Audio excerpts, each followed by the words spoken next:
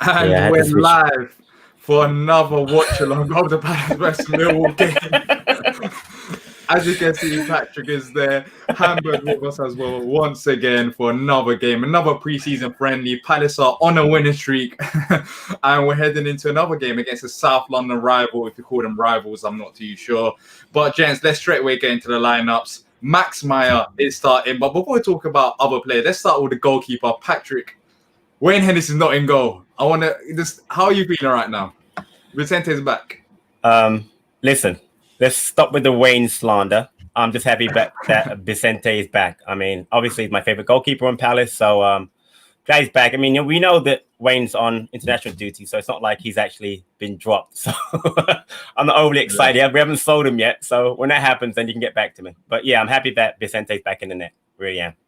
All right. Has anyone got the lineups to read out? Yeah, of course I have, Diyar, because, I prepared. Hey, just so everybody at home knows, we went live with about, I'd say, 7 or 8 seconds preparation because Diyar... What was the problem, mate? You were longer in the shower than you'd anticipated. Yeah, I didn't realise that. Yeah. Sorry. Don't worry about it, mate. That's fine. We're professionals like this. We can just go along with it. You look good, though. I like the hair and the beard. You look good. Yeah. Have I got time for a shower? No, you haven't got time for a shower. It depends how long you are. Steady. Steady. Let's not get into that on here. All right, you go ahead. Should we talk about the lineup? So I'll run through it all, and then we'll pick out our discussion points, shall we? So it is Vicente Guaita in goal, Joel Ward at right back, centre back pairing of Koyate and Scott Dan, Tyreek Mitchell in at left back. Then we have the debate, really. So if it's a 4-3-3, we've got a midfield three of Meyer, MacArthur and Riedewald with Zaha, Schlupp and Ayew ahead of them.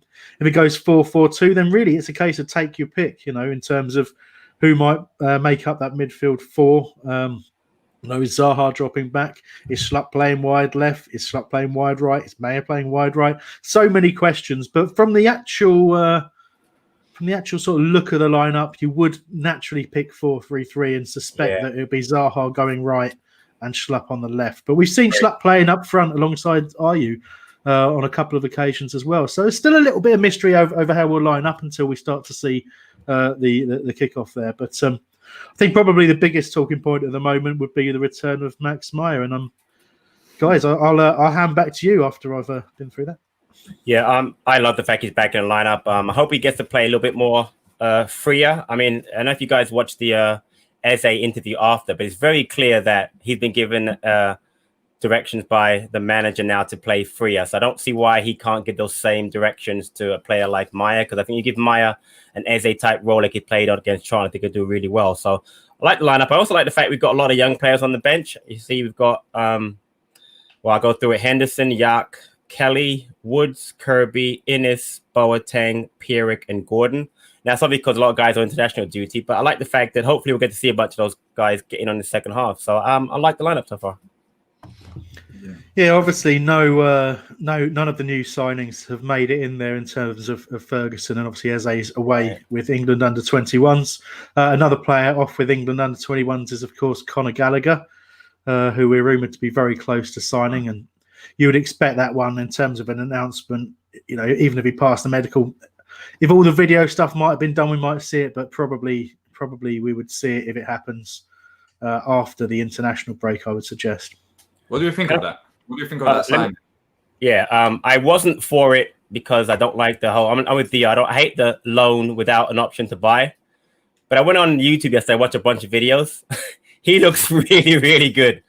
I love the fact that he's got a lot of energy back. It reminds me of a very young James MacArthur, but have you seen the guy play? See how he tackles? He must have made about 15 in the video I saw, 15 slide tackles. He gets stuck in. He can pick out a pass. I saw a goal he scored when Johnny Williams set him up last year. I mean, I have to admit, I wasn't for it, and I still don't like the idea of getting a player on loan and developing for another club, but the way he plays, his energy levels are phenomenal, and I'd love to see him, if he got in, I'd love to see him play for us. I really would.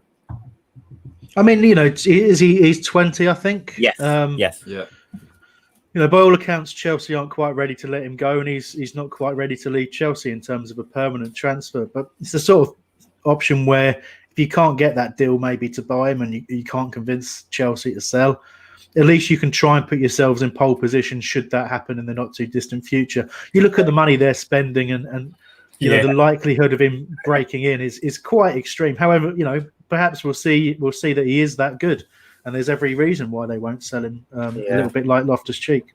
Do we reckon that it's going to be McCarthy that's going to be going soon? Because there's rumours about him going to Celtic. So I think that with all these rumours of us getting, well, I laugh. Just laughing at I was doing the praying. I'm hoping he leaves, but sorry. Yeah, no, I was confused. Yeah, so with him rumoured to go to Celtic, which I think it is going to happen sooner rather than later, it seems like maybe Gallagher is like a short-term option for the replacement for McCarthy. And as you said, the tackling aspect, it does suit Roy. Like, you would think Gallagher is a Roy type of player, but whether he starts is a confusing one because we've already got depth there in midfield. Gyro's one of them. We got McCarthy. McCarthy, if he goes, he won't be there. Luca, who is not involved today as well. So I'm not too sure if he'll start, but if he doesn't start, then why on earth will Chelsea send him out on loan to us? So we'll see what happens there. I think there's a good chance that he'll play. I think at times we do forget that, you know, just because a player's playing well for you and doing okay, it doesn't mean he's the best footballer. And I go back to the aforementioned Wayne Hennessy on this, when a lot of the debate was, you know, he's getting some clean sheets here and there, he's doing okay. And my point of view was always, look, he's an international goalkeeper, he's obviously a good player, but that doesn't mean that you don't replace him. That doesn't mean you don't look for a better player. And I think it's the same situation here. MacArthur signed a new contract, but, you know, he is entering the latter stages of his career. And if you look around and try and find, you know, a better player, then there's every reason that he would come in and take MacArthur's place. At the very least, he's there to push players to keep their place. Yeah, and I noticed also that there was a comment made on Twitter about James Tompkins. And if you think about our centre-backs, we're kind of light back there. So like I mentioned in the previous watch along, if you put Kouyaté back there to cover, you've now lost a central defensive midfielder. So from that standpoint, we probably do need another player in there. So it kind of will work out, because if you've got a healthy Kouyaté and Kelly, and who's the third? Who's playing today? I'm sorry, I forgot. Dan. I've got Dan, of course. Yeah, we're light in centre half. So again, if Kouyaté just back there and covers there, we're going to send another central midfielder. If it's not going to be Kirby, I would have no problem being Gallagher. I mean, if you look at the transfers we're doing being rumoured with at the moment, the strongest suggestions are that, you know, first team wise, Conor Gallagher will come in, and probably the other one we're hanging our hat on is Ryan Fraser. And should that fail, it would probably be another winger we'd try and get in at short notice. But then beyond that, you've got a couple of strong rumours of signings in terms of, you know, for the future, and that's Bella Kotchap at centre back, playing. Where is he playing now? Is it Vockham? Yeah, Vockham or something like that. And then you've got Flynn Downs, who's apparently handed in that transfer request today because of two rejected bids. So again, another one for the future in terms of central midfielder, very highly rated, but obviously currently playing at League One. So you would imagine that would be a future signing. But so quite a lot going on. But you know, all the rumours, there's lots of links with strikers, and we're talking about the striker situation, but it doesn't look like anything is close to being done there. I think a lot of people hanging their hat on a loan for maybe Brewster or something like that. But by all accounts, there's nothing going on in terms of confirmed, and we might have to wait to the next window for a striker. So it very much looks like Zaha, Schlupp and Ayew and a returning Benteke, and to take us in terms of strikers for the first part of the season. No. Have you seen him at all? He's just not been in the 23s. He's not been anywhere. You see him in the training videos, but by all, you know, he just seems to be making up the numbers. So interesting. Yeah, right. Yeah, Roy clearly doesn't rate to not even give him a run out in the 23s. Should we get a couple of comments? So we got cheers from New Zealand from Kevin. Welcome to the stream, hey, Kevin. We got Jerry. He sent you a message as well, Amber, but he's saying you true. Jerry's a legend. Yeah, absolute legend is Jerry. Hello, Jerry. We've got Tim. Hello, everyone. Hello, hey, Tim. We got White. Is that how you say it? White? White Rat. Yeah, White. Yeah, it is White. Hello from New England. So New America. England. Yeah, America. Fraser going Newcastle apparently. Yes, I've seen this rumors as well that it seems like he's holding out for a bigger club. That's what it's suggested. I mean, he's going to Newcastle. but I've seen that. I think it's pretty clear that Newcastle are in for him with us, but don't automatically assume that everything that's being said is true. That's always good advice. I think from those journalist wise and connection wise in the know would say it's a bit more complicated than that, but Newcastle aren't necessarily his preferred choice. There's definitely a hope from his agent side of things that a bigger club comes in, but if they don't, we're in a good place with that. And doesn't mean we'll sign him, but it's certainly not definite that he's going anywhere at the moment, unless something's happened in the last 2 hours. But the game has kicked off. Yes, let's go. Millwall kick off. So it's Millwall on the ball at the moment, but characteristically, because obviously they're a terrible football club and terrible human beings, they've knocked the ball straight out of play. So Palace clearing up the wings. South London slander starts already. Count the digs. There'll be a lot of them today. And of course, Millwall fans can't count along because they are unable to count. We've got Lucy here as well. Hello, Lucy. Hello, Harley. Lucy. We're trying to sort out the live goal board, but not for this game, unfortunately. I'm looking for it for the future streams. Where's Luca? So where is Luca? That's a very good question. Where is Luca? Where is Benteke? We don't really know. Benteke, we do know he. Okay.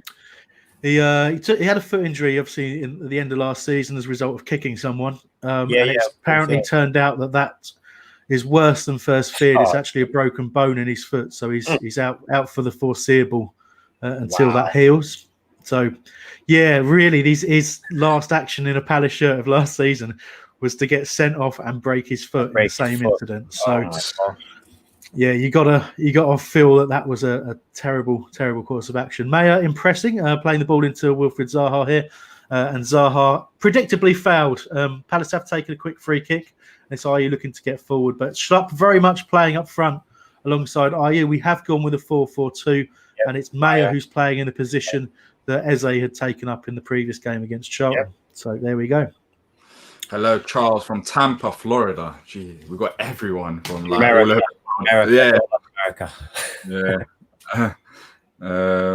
We already talked about Gallagher, but I think most of us wouldn't mind it. Of course, personally for me, loan option to buy would be the best option for Palace, but unfortunately, that's not going to happen. It seems just not on the table at the moment. But as I said earlier, it doesn't necessarily mean you don't go for it and try. If he has a great season at Palace, enjoys it, settles in nicely, that puts you in a better position than anybody else the following season should he ever become available.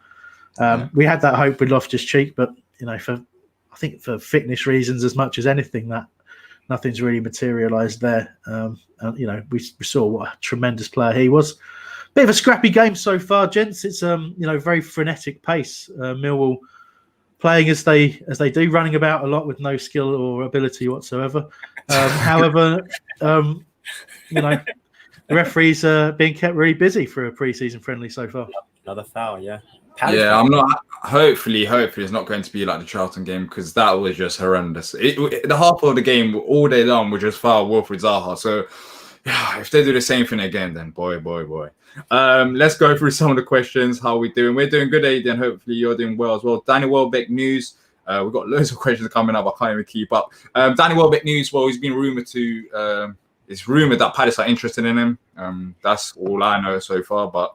I mean, I don't see it personally. I just think it's another one of those things where people are, sort of making up their own mind. Welbeck's potentially available, doesn't want to play in the Championship, has a great reputation, but it would just be, it doesn't fit in with what we're planning to do, does it? It's pretty clear what we're trying to do is bring down the age of the squad, and I think the last thing we want to do is bring in a player with a significant injury history on the downturn. Really, I'm a big fan of Welbeck. I think a fully fit Danny Welbeck, even now, he's only 29. It would be a decent option up front, but realistically, how many games is he going to be fit for? We're probably not going to put our eggs in any kind of a Welbeck-shaped basket. I don't feel, unless we're absolutely desperate. We pick up a couple of injuries in attacking areas, and we've got to get someone in. Then maybe I could see it, but that's about it.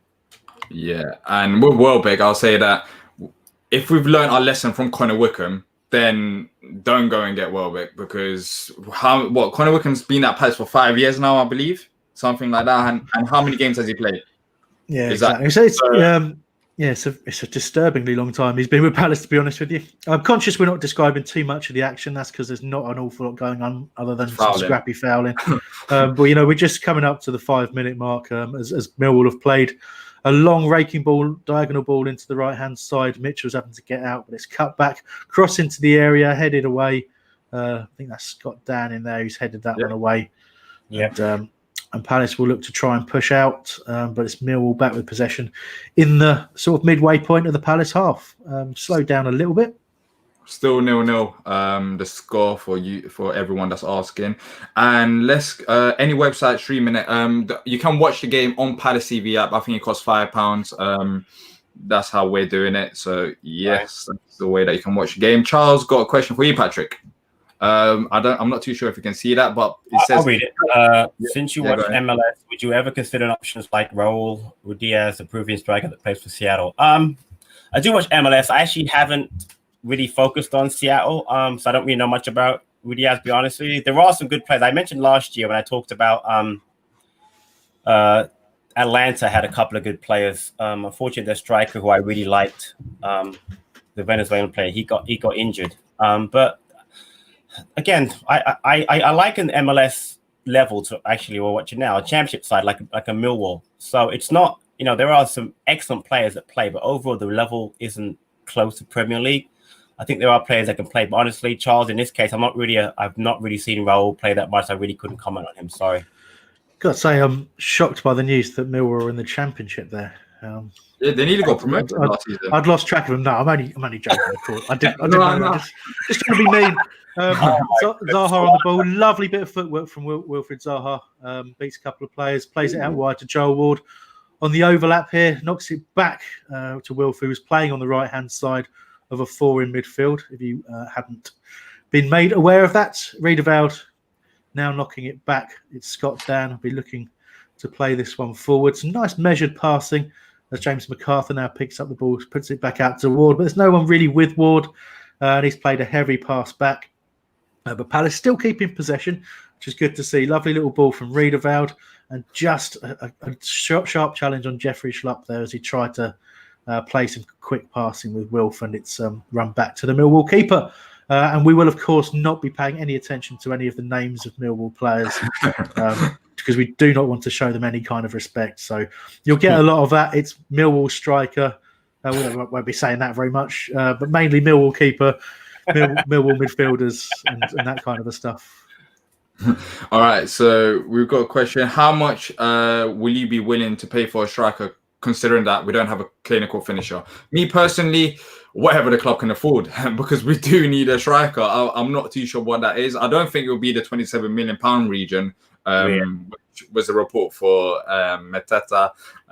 But whatever the club can afford, because we need a striker. I mean, you can't just rely on Jordan Ayew next season. You could say we got lucky, or maybe we wasn't, and Jordan Ayew just flipped up the switch. But if you're expecting the amount of skill and consistency from Jordan Ayew next season without another competition or another backup striker, I don't think Benteke is competition in terms of goal scoring strikers. We need one. We need one desperately. I think that should be our next priority, and another creative player going forward. And if that's Fraser, then let it be it. Just to quickly mention, Millwall did get forward there and had a good crossing opportunity, but Palace managed to snuff it out. Still 0-0, just coming up to 8.5 minutes. But on that topic, I think it's really the reason why I'm not expecting a striker at all, if I'm being completely honest, certainly in this window, is because of the price. The ones that we want, a striker that's going to actually deliver you value. So, someone who's young, has a potential to improve and give you a good sell-on fee if that ever happens. Ryan Brewster. But we just don't. I mean, they're talking about 25 million. Exactly. Good player, and almost certainly, there was a very high chance to be worth more than that in the not too distant future. But as an outlay right now, it's a massive sum of money, isn't it?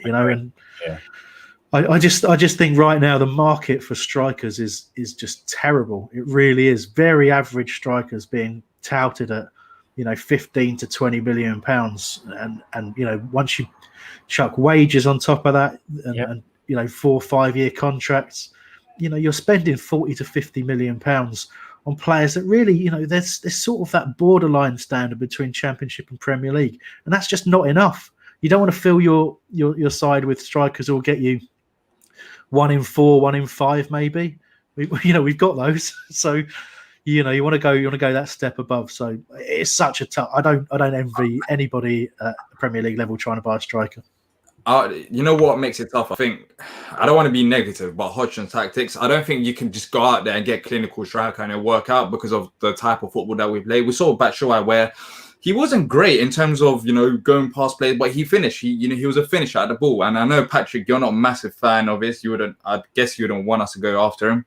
Based on the previous it's not that, but as Hamber mentioned in the last watch along, I think we overrated him. The fact that he scored 2 goals in the last game. What he scored in total? 5 goals. I mean, people actually scored a ton of goals. And again, let me just finish. For Palace, it was a lot of goals. Don't get me wrong, but it's not like he scored a massive amount. He scored 10 goals in 12 matches. I think he scored 6 goals, and he scored the FA Cup goal against Watford. Scored the goal against Leicester. Scored 2 in the final match, and I think he scored 1 or 2. So I'm not anti-Batshuayi. I'm not, but I love the fact that people keep going back to Batshuayi from 2 seasons ago, and he had a great run under Hodgson. And again, if you want to put in comparative ways, of course he played great, because look at every other striker under Hodgson has been terrible besides Ayew. But I'm not one that pines for Batshuayi, because I don't think he wasn't fantastic. He was good. And if we got someone similarly that did similarly, I'd be okay with that. But the whole Batshuayi thing, and I watched him at Chelsea. I liked him. I watched him at Dortmund. I like him as a player, but I'm not sure the outlay for him is worth it. And again, I love the time he was here for the whatever it was, 10, 15 matches. But I'm not a huge let's get Batshuayi back person.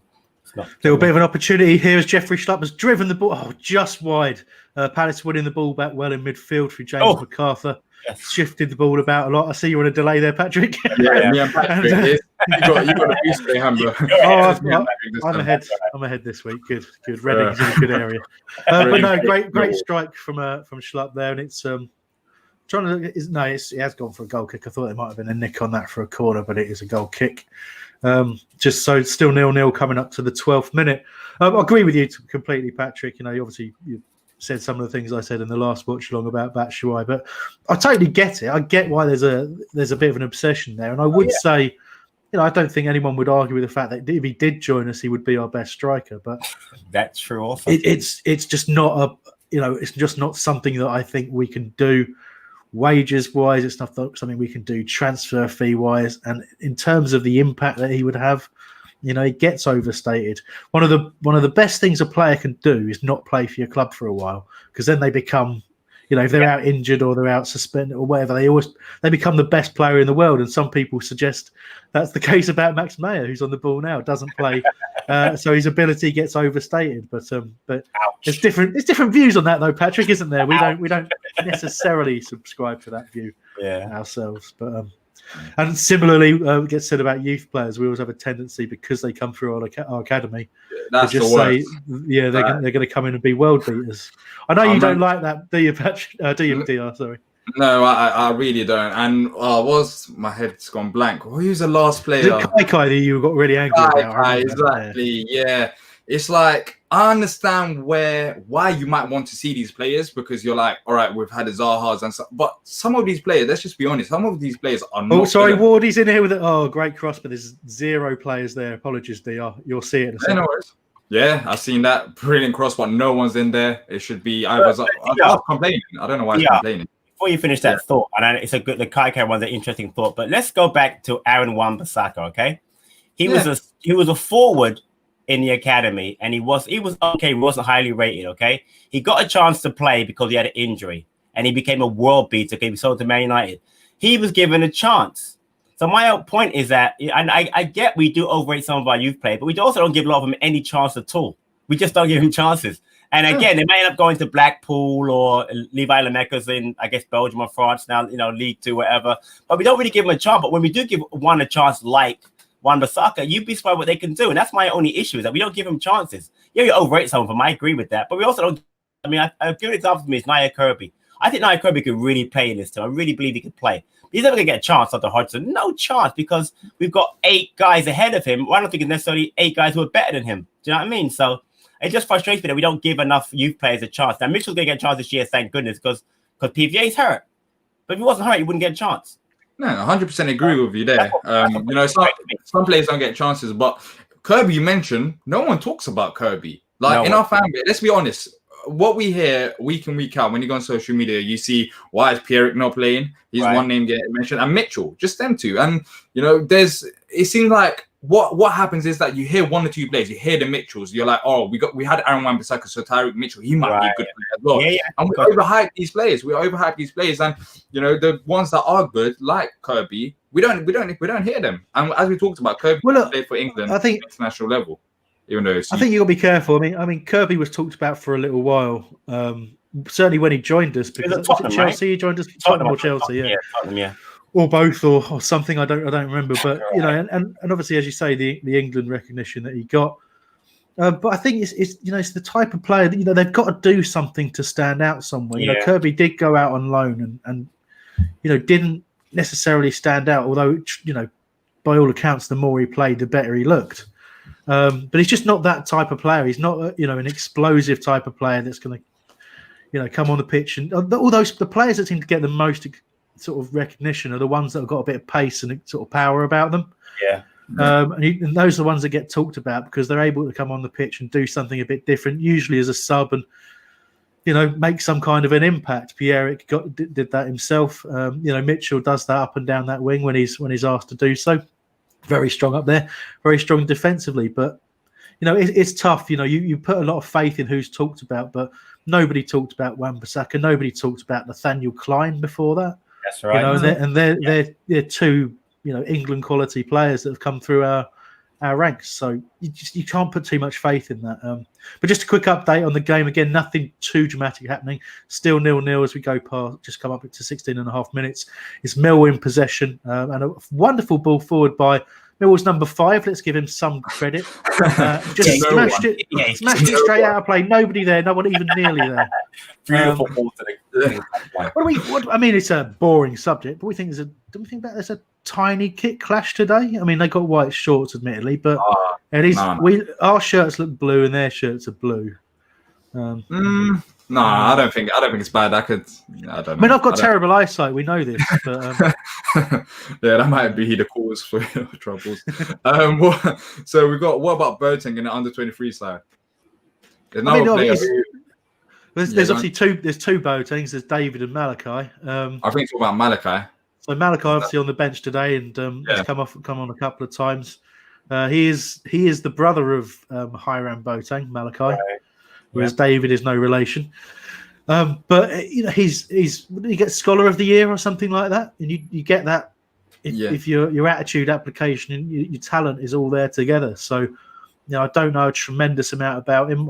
Again, he's not one for me that has the attributes that make you sort of stand out. It's not masses of skill, but if you actually look at him, he's a very, very tidy passer of the ball, got a good engine on him, a decent size, and, nice close control. We'll see, but he's the sort of player, again, a little bit like Kirby, where you really need to watch a lot of them to be able to make that call.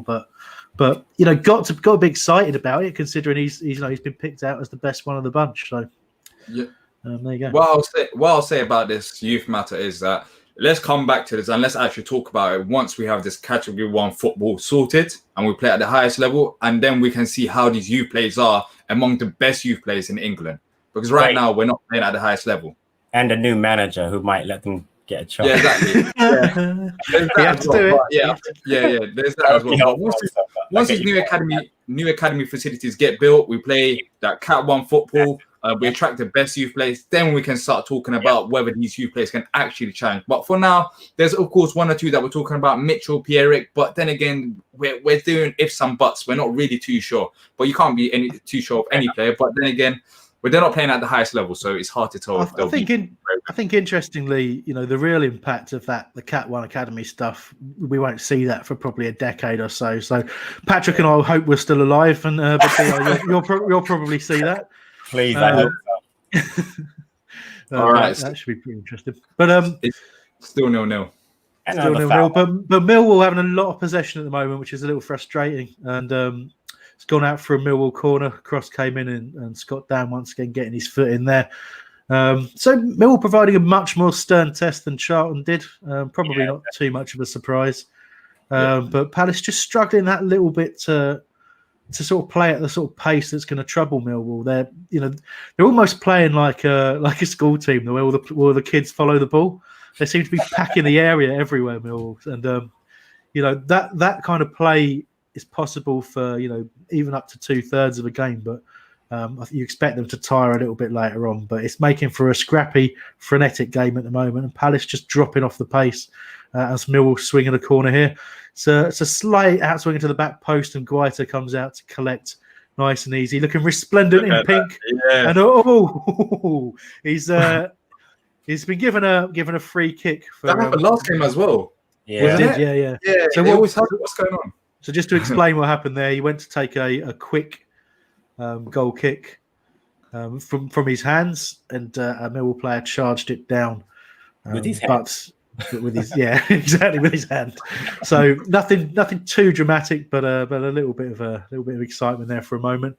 Wonderful strength there from Jeffrey Schlupp holding the ball up, and Palace have switched it out wide to left hand side now. Mitchell with some options ahead of him, and plays it inside to Meyer. Meyer's now slipped it in for Mitchell again. He had a little hesitation, but he does get there, cuts it back, and it's just cleared at the sort of near post area of the 6-yard box. So nice little break down the left. First time we see Mitchell as an attacking threat there, and we didn't see that last game against Charlton. And I want to see more out of him, because Patrick Van Aanholt, one thing that he can do is go forward. We talk about him defending and him not being able to defend, but he's a very good attacker in terms of overlapping players. So if Tyreek Mitchell can offer the similar thing, then Roy does have to seriously consider whether Patrick Van Aanholt should be a starter. But I'll be honest with you, I haven't seen much of that from Mitchell since this preseason start. I haven't seen him really make runs as much as I would like him to, going forward and putting balls into the box. So I want to see a bit more from him going forward and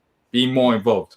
It's interesting. He almost didn't need to against Charlton, did he? And but you never know. There might be a specific focus on him in his defensive play at the moment. So the coaching staff might have said, "Look, use these pre-season games to work on your positioning, the use of your body, how you stand up to people." Because there was a bit of that last season where, a couple of times he got caught out. You think of the nightmare he had, as most defenders do, against Adama Traore. You just looked at his defensive position in terms of his body shape, how often he was beaten down the line. And I'm sure there's some adjustments to make there and some coaching to do, and to use that sort of upper body strength a touch more. And I think there's perhaps you've got to look at that coaching aspect. Just got Millwall on the attack at the moment. Joel Ward snuffing out the danger superbly, though. And I did pick up a question there from Dean Hill, who's asked, could Sam Woods get a run in the team at centre-half this season? Whenever he comes on, they seem to stick him at right back, so he doesn't get a tremendous amount of chances to play at centre back. He's one who, I don't know, it's difficult, isn't it? Because we're talking about bias towards youth players, and I know he's a absolutely mad Palace fan, and I think from memory, I think he's played some time in midfield, so he's good on the ball, sort of a proper ball playing centre half, but hasn't been given opportunities, and realistically speaking, when he has, you could argue hasn't stood out, but very hard to stand out too much, depending on the game, isn't it? So I'd like to see him getting opportunities, but running the team, I don't personally see it without injuries. I'll say one thing: Wilf is frustrated.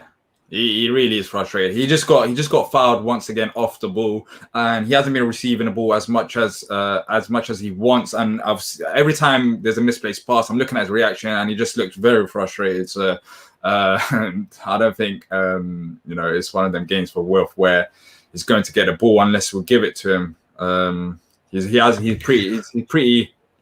pretty forward. He's not coming in and you're right. It's traditional though, isn't it, to get the ball when people give you it? That's traditional. No, but that's what I'm saying. He's not coming in deep to get the ball. Yeah. Look, he's getting the same rough treatment he gets every week, really, from Millwall, isn't he? So it's up to us to take advantage of that and try and find some space elsewhere on the pitch. But see, Ayu's now dropping right. He seems to be occasionally interchanging positions with Wilf and Zaha. Try and maybe find him that little bit of space. But it's Millwall have given us a tough game so far. Still 0-0 coming up to the halfway point in the 25th minute. Is that actually a sentence? I'm not sure how that's you say things, but halfway point in the 25th minute. Halfway point of the first half. It's a lot of Gyro and MacArthur in midfield. I'd like to see them get more involved in the game. It's been a lot of play from the back and play that wide to the fullbacks and Schlupp, but I haven't really seen a lot of. I'd like to see more of Gyro and MacArthur right now because I think this. I mean, it looks like it keeps getting to almost a 3v2 situation in there. Yeah, and maybe that's what you get with Meyer because you can see it's like just a moment there on the pitch. He's dropped in now, though. He's dropped in now more centrally. Yeah, but just for a moment there, it was a line of 4 attackers just all lined up, and traditionally that's not where the line is in a Roy Hodgson team. So, I think there's just a little bit of an effect, if you like, because there's a definite swap of position for Zaha and Ayew. Ayew is now playing as a right of a midfield 4. Interesting stuff.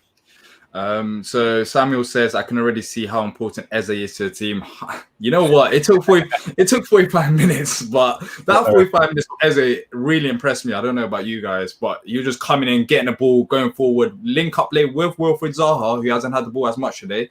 Was really good, and you can see his presence being missed already, and it's crazy because the man has only played 45 minutes of football. But yes, Zaha's finally on. Zaha, absolutely superb run. He's put in Jeffrey Schlupp on the left-hand side, and he's chipped the ball back towards Zaha. Bit of a wasted cross from Schlupp there, as Jordan Ayew has been clattered right on the edge of the penalty area. He's going to see this foul back, but some vintage Zaha there. He'd pulled out to the left-hand side. Schlupp would come inside to the centre-forward position, but MacArthur was in the box as well. But Schlupp has tried to pick Zaha out with a floated ball to the back post. Not really the sort of ball you play to Wilfried Zaha. Got a couple of headers in his career, famously, but I think that was a little bit of a waste there, unfortunately. But incredible opportunity here with a free kick. I think it'll be Jordan Ayew that takes it, lining up no more than a yard outside the penalty area, just central. So the keeper's got a choice to make here. Is he going to give the wall side of the goal? He's given a relative amount of space, but he's pretty central, which is a sensible option, I think. But the ref is forcing that wall back for Millwall. Oh, this is a very good chance. It is an excellent chance here. Get this on target, keep us central. So either way, it's difficult. I'd go the other side from the wall, I have to say, but I can imagine the way he's lined up, he's going to try and go over the wall. Let's see if he smashes it straight into the wall. Make me wrong. Make me wrong, please, Jordan. Make me wrong. I want this to be a goal. Come on. So 27 minutes on the clock. Jordan Ayew lining up a fantastic opportunity here. Here he goes, strikes it, and it's hit the wall, making Hambo correct. But I don't feel good about being correct. That was awful. Terrible. Yeah. Palace do still have the ball, and it's smashed high and wide by Wilfried Zaha. Probably as high and wide as you can probably get. Probably going to land outside a spark. What's it called? So what's the fascination with Meyer? Please tell me I don't get him. I know he's playing the wrong position, but don't do it for me. Chris, what do you think? So it's for you, Chris. The fascination is that he's an incredibly talented technical footballer, and the problem is that you have to accommodate him in your team to a point. So he's not going to give you the kind of, dare I say, archetypal British kind of central midfielder attributes of just being a headless chicken running around, kicking everybody and all that kind of stuff. So he's never going to win huge plaudits for his work rate.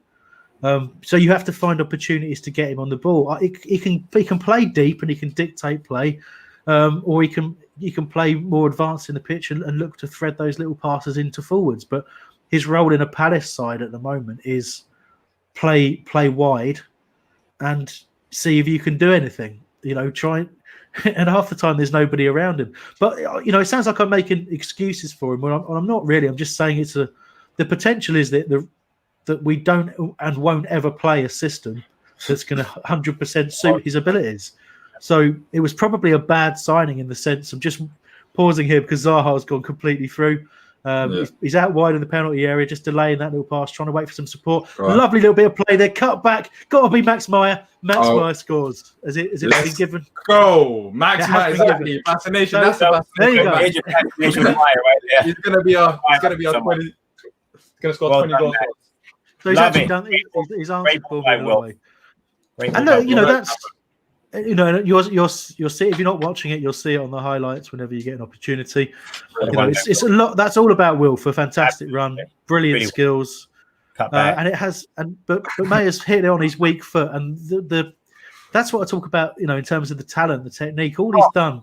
And how many times do you see us have a position like that, even against Charlton, where the player who gets the opportunity blazes it over the bar or smashes it wide because they're close in and they just think, I've just got to smash it.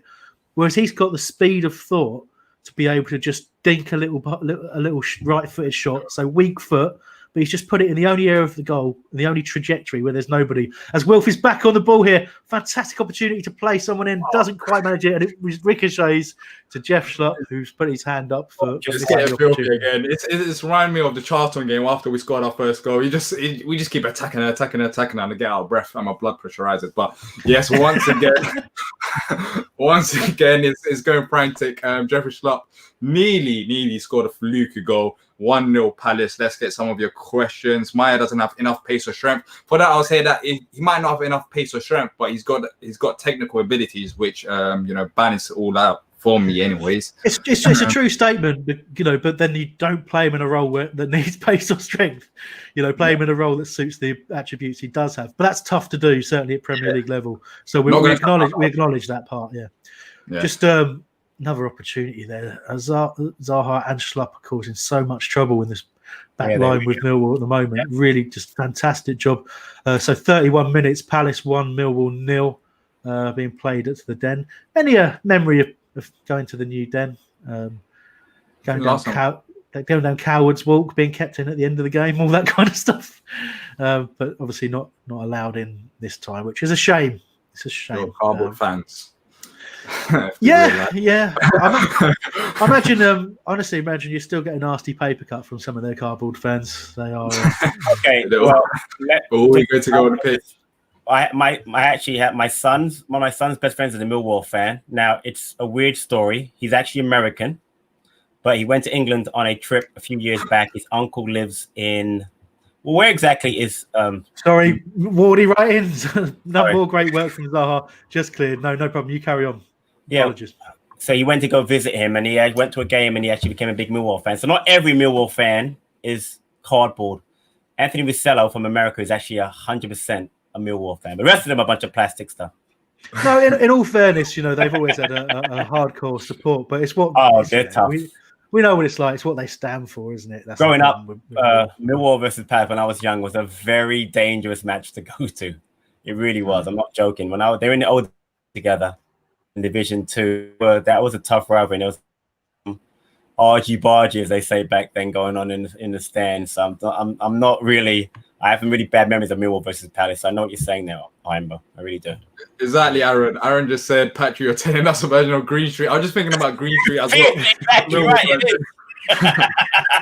Green Street is nothing compared to what I went through when I was a kid. Trust me, Aaron. I went through real Green Street. Yeah. TB88 says beard has to go there. Look, you've been telling me. You've been talking about like it. I'm getting used to it. The beard is saying. And I'm just saying, I got a message from Lucy saying that my beard looks good. So that's what's happened, Diyar. You've got disrespected for your beard. It's kind of do you know what? There's a triangle thing with your beard, isn't there? Because this area grows and this area grows. Oh, here. So yeah. Very unique. The way you have it growing out to the sides, I have to admit, that's very you. It's just different. That's very you. It's different.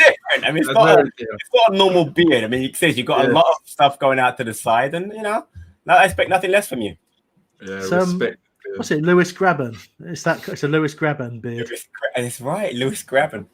The score is 1-0 Palace, Peter. I'm sorry about talking about my beard. 1-0 Palace. Max Meyer scored a goal from a Zaya. That's it, Zaya?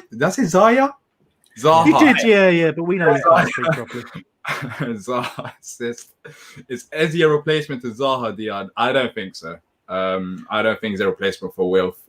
I'll be very surprised if Wilf leaves because I don't see anyone paying how much we value him. It's simple as that. We value him very highly, and other clubs seem like they don't think Wilf is valued that much because when you think about the PSG and Monaco that's been linked with him, you'd assume that they can afford Wilf, but clearly they don't think he's valued. Well, there's not been bids, and at the moment, yeah, by interest. Nobody's expecting bids, but. Having said that, I think the question's an interesting one because although Palace haven't signed as a replacement for Wilfried Zaha, that's a categoric fact. That's not what we've done. We've not gone, Wilf's going to leave, let's go buy Eberechi Eze, right? But what we have done is given ourselves a different option by changing this system, having Eze play on I'm just wondering what Diyar's laughing at. But playing Eze on the left-hand side, and then having Wilf as a striker, then that just makes him perhaps that little bit easier to replace, if you know what I mean. But he's not a direct player-for-player replacement for sure.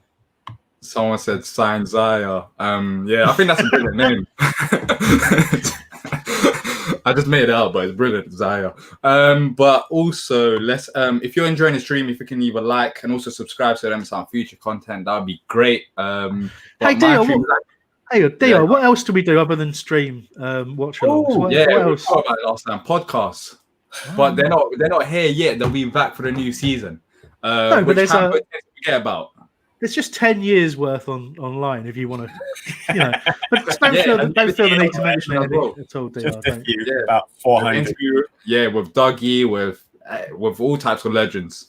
It's about 630, I think, something like that. Podcast. Wow, we've done in nearly a decade. Really hard. Jeez. Yeah. So don't listen to the very first ones when we were called Home Radio. The first one you have to listen to. It's a classic. I don't know whose voice I had, but it isn't my voice.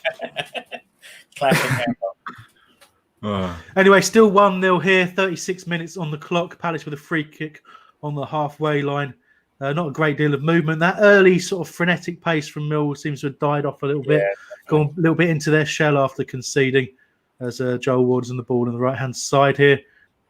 And Palace just playing it around at a relatively sedate pace. And MacArthur's dropped deep to collect, running out to the left-hand side, playing the ball up the line. Excuse me. Just about to die. Oh, yeah. Alive. I went on mute to cough there. I don't know if you noticed. We're doing this on a video. Ball went out of play anyway, so good job I was unable to describe it because nothing really happened. But ball is still with Palace. And just another 8 minutes or so left of the half. See if Palace can extend their lead.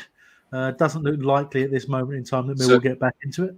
So we got a question from Ash saying, is Love Sport 2 hour slot coming back? Always listen to and all the other podcasts you produce. So thank you for listening to all the pods. We got a podcast listener here, Ambers. Hopefully you're happy. Yeah. But with regards to Love Sport, I'm not too sure if he'll be back, but we're planning something potentially, another live show for us to do. And it might happen for next season, so keep your eye on that.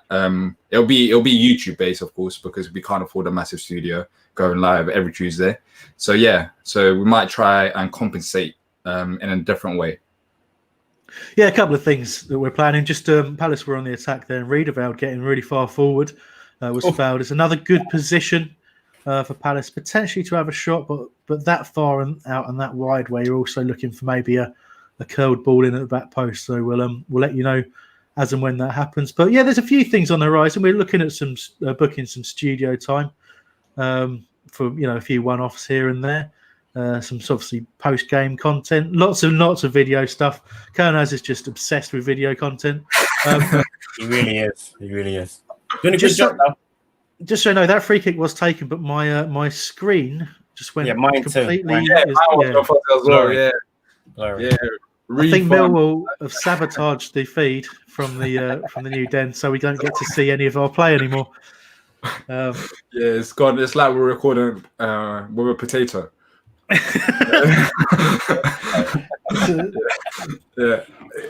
That's original. That's different. It seems to have mostly recovered now. But I mean, I could see from the shapes that we'd played a ball to the back post and nothing really came of it. So a little bit of a waste of an opportunity there, and it's gone again. This is good time. Yeah, it's back to normal. No, it's back to normal for me. Oh, it's gone. Yep. You're on that delay. Yeah. Sam says, bring back the quizzes. Look, Sam, I'm not. If your quizzes are Palace based, then yes, but if I love the quiz. No, I don't love it. I don't love it. But we'll bring it back. I mean, look, we all know the simple truth is Sam's quizzes are good when I win them, and they're terrible when I don't. That's a simple fact. And I don't win a lot. That's why they're mostly terrible to me. Yeah, but Diyar, you're not there to win quizzes, are you? You're there to be laughed at. Jeez, that's your thing. All right. Right, if this picture doesn't sort itself out pretty soon, I mean, it's just clear enough at the moment as I'm speaking. But if it doesn't clear up soon, we will play a game of what's in Diyar's cupboard. I promise you that. No, we won't be playing that game because Palace will be sorting the stream out.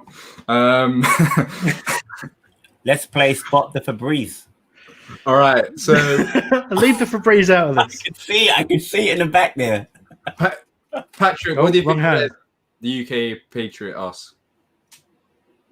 Oh, I love him. Again, I didn't pay a lot of attention prior to signing him, but once we signed him, I did a little bit of research, and what I saw in the first half, I liked. He's a very infectious character. I love the way he plays. He's very into Palace already. You can tell. I love the way he links up with Wilf and Ayew in the last match. And now Townsend. Where's Townsend? I just realized. Not even on the bench, so you would assume that there's an injury there. Exactly. We forgot about Andros completely. Jeez, we were talking about Luka and Benteke, but not Townsend. But I really like Eze, UK Patriot. I'm a big fan, and I'm really hoping that he does some really big things this season. All right. See, where do you think? So this is for me. Where do you think Palace will finish this season, Diyar? Good question. I think I don't have high expectations really because yes, we've got the players, but Hammer, what's that face about? Just trying to work out if there's a pun there. Finland. Finnish. Yeah, that's what I'm trying to do. Trying to work out what it might be in relation to. It's a dishwasher tablet, isn't it? And we were talking about Febreze, so maybe that's the connection. If it is, fair play. That's good. That's good. Intelligent joke. But I really don't know. I think mid-table, realistically, that's my expectations. I would love for us to push up because I feel like we have got the squad to go and push top 10 and challenge higher up the table, not the league, of course, but like top 10-ish. But I don't think it will happen. I just think with Roy, I don't know. It depends on injuries as well, but I think we've got the players. So mid-table, realistically, that's my expectation because I don't want to be disappointed at the end of the season. Hey, Diyar, you said top 10-ish. Yeah. 10-ish is a punchline to a really good joke. Do you want to hear it? Yes, no. It's what time does Sean Connery go to Wimbledon? I don't even know who Sean Connery is. So. Oh my God! Doesn't matter. Bond. The answer is 10-ish. 10-ish. That's the time he goes. It's the time he goes to Wimbledon, Diyar. Yeah, look. So when the tennis starts. You are so young. You know James. You know Sean Connery. I know James Bond, but he's the best Bond ever. It's not even close. Yeah. All right. The score is 1-0 Palace. 42 minutes. 1-0 Palace. Finish no lower than 14. Agree with you there, Dean. I think that'll be a good season. Based on what's happening. On that, I think it's a good point of discussion. I think we have to really acknowledge that our aim for this season more than ever has got to be just stay in the league. Yeah, I think it's all about putting the building blocks in place to do the fabled break top 10. That's the ultimate aim for Palace. That's what they want to achieve. But we cannot do that with an aging squad, with a manager who's obviously soon going to be retiring from managing football clubs. All of those things are pretty much definite. We can't do anything about the fact that we need to do some surgery on the squad and we need a new manager. So I think we're going to have to temper those expectations for this coming season. It would be amazing and wonderful and a fitting send-off for Roy if he's able to get this team together, play the exciting football that we've seen in a couple of these friendlies, and get us comfortably up the league. And I'd take 14th. I'd take 17th tomorrow probably. Do I need 17th? Yeah, I do. Yeah. 17th tomorrow. Imagine that was a relegation. I don't know who Sean Connery is. Everyone's getting at me for not knowing who he is. And I just looked up a photo and I've never seen this man in my life. But I do know who Tiger Woods is. I'm not that young, please. Tiger Woods and Sean Connery. How do they go in the same sentence? I don't know. But I do know who Tiger Woods is. What's it called? Who scored for us? Max Meyer. Max Meyer scored for us. The freed Max Meyer. The wonderfully freed Max Meyer. Yeah, Max Meyer scored for us. Do you think Hodgson's going to retire next year, Patrick? If there is a higher being, absolutely. I don't even want to go any further than that. I can't take another season of him after this year. I won't take this year, by the way. I'm telling you right now, I'm going to have a problem getting through this season, but a season after this is going to be the end of me. I'll tell you right now, if he's the manager next year, I'm quitting Back Up the Nest. There it is. Oh, bloody hell. Yeah. The one thing that annoys me with Roy is when people say let him go upstairs. Yeah, I know. I said that, didn't I? Back in the last season. Yeah, you said that, but it's one like I don't have. You know what? Yes, he'll keep us up, but I don't have faith in Roy dealing with our transfers. Like, well, look, first of all, there is no vacancy for him to go upstairs. Second of all, at his age, why would you make it be so cruel as to make him have to go upstairs all the time? And probably lastly, it's the sort of thing people say because they're trying to show, and that's why I'm not being too critical. They're trying to show that sort of respect and say that he's got this fantastic amount of knowledge and experience. It'd be such a shame to lose that from the club and from the game, but. The idea that he would come in and, certainly he wouldn't come in and take charge of transfers. I think by his own admission, he doesn't know much about the players beyond the ones he sees every week. It's just not something that he can keep doing these days. It's not modern football either. Modern football is all about people coming to you and saying, we've scouted this player. Here's their attributes. Have a look at these videos. He wouldn't have that encyclopedic knowledge of players that the modern day scout has. That's what that's all about. So, the role that he could have at a club, a little bit what they do with, they did with Ferguson, didn't they, at Man United? They sort of tend to sort of sit at director level, do sort of corporate stuff, and they're there as a sounding board if whoever's in charge needs a bit of advice or a bit of direction. It's half time now. That is Crystal Palace 1, Millwall 0 at half time. Max Meyer, the scorer there. Really scrappy game. And Millwall, playing with quite a lot of intensity to begin with. As that intensity failed, sort of fell away, you'd have to say that Palace finished the half much the stronger and had another couple of good opportunities to get goals as well. So decent first half for Palace. We'll see if there's any changes at half time. But I guess maybe a couple of minutes chat on the questions that we've got, and then we'll have a little break. I was going to say, with the questions we've got, we can continue in the second half. I'll leave them up here. All right. We'll come back to your questions. We're going to have a little break. I'm going to check my work laptop and see if I've missed anything important. And actually, I'm off for the second half, so enjoy the second half, everybody. Bye, Patrick. All right, cheers. All right. Second half. Back with you soon.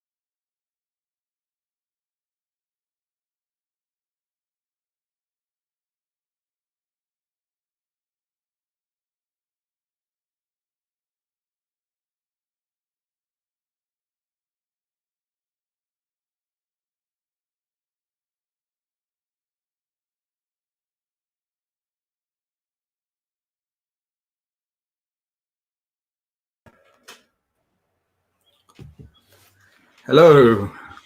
What? We're back. We're back for the second half. I said hello, like we're recording a podcast. I just remembered we're live. So yes, Patrick has left us, but it seems like he's left his monitor on as well. Not too sure why, but we're putting him on the live, even though it'll be funny just to put him in. So I know he's gone out to play golf. So he'll be getting ready at the moment, but at some point he'll just have left us with a view of his basement for hours. So yeah. We'll leave this live stream in Patrick's basement for probably the rest of the day, and let's see how that goes. All right, so let's get into questions before the second half starts. It seems like I'm not too sure if there's any substitutions. We'll keep an eye out for that. So Stu asked a question. He said, do you think we'll find new owners to buy the American shares and invest heavily? Now, before Hamber, you get into this, I feel like there's two things that needs to be done at Palace for us to grow as a club. One is the academy of Cat 1 and improved academy facilities, because there's only so much that we can get money from TV revenue. So if we develop our own and maybe sell them in the future for higher amount of money, then I think we'll get money like that. And two is by the stadium investment. So right now, I'm not too sure what's going on with the stadium, but I feel like them two needs to be completed before Roy leaves the club. At least started, I mean, not completed, but at least started on, because the stadium hasn't been started on, whereas the academy has. So in terms of the American shares, they're not interested in the club, it seems like, because they removed us from the website. I think it was around last week that many people saw that. And if you're not interested in our club, then just the sooner they go, the better it will be for Palace. But then again, who comes in? Because you don't want another investor like the Americans ones who came in for a short amount of time and just want to get rid. And you haven't really seen them at Palace. I mean, once or twice, I think they've been at Palace. And the other times, Steve Parish had to travel to America to go and meet up with them. So they're not interested. They're not interested. And I want them out of the club for that reason alone. Strong words there, Diyar. Yeah. I just you have to be a little bit careful, I think, in terms of what you wish for. To quote the title of a former owner's book, it's a very difficult situation, because if you want people to come in and sort of splash the cash, if you like, you're looking for a very specific type of person. You're looking for someone who sees the football club as kind of a plaything, as kind of a way of spending vast wealth without thinking too much of it. And then, as Diyar was saying, it's quite difficult for someone to do that at Palace, because you have to generate a certain amount of income to be able to spend money, unless you start, manipulating the sponsorship deals and things like that, which allegedly other teams have done. But the other option you have is that people are seeing it as an investment. So if you look at people like Harrison Blitzer, who came in along with a lot of the other investors at the same time, actually they've achieved what they wanted to achieve, which is the value of the club. It's probably doubled in the time that they've been here, without them having to invest vast sums of money. And that's, realistically speaking, if you're asking someone to come back, to come in to the club to replace them, you're quite likely to get a very similar bunch of people. We're not going to get the kind of the sugar daddy who comes in and spends an absolute fortune. Because we're just not really a club that has the infrastructure to support that at the moment. So I don't think we're going to see. I desperately want us to get new investment in, new blood in at board level, potentially to see what we can do to have a proper plan in place to take the club forward. Because you're not going to get that with people who don't want to be here. And by all accounts, there's been plenty of interest in that type of a group coming in. The most recently rumoured was not Red Bull, as in the drink, but Red Ball, as in a red ball, like a ball. Yeah, what would be called still? No. It's got nothing to do with Red Bull. It's got nothing to do with. It's not RB Leipzig. It's not nothing like that. It's nothing to do with that. That's what many people are knowing about. Yeah, and it's the name of Richard Scudamore and I can't remember the name of the other guy, but basically an investment group from former Premier League chief Richard Scudamore.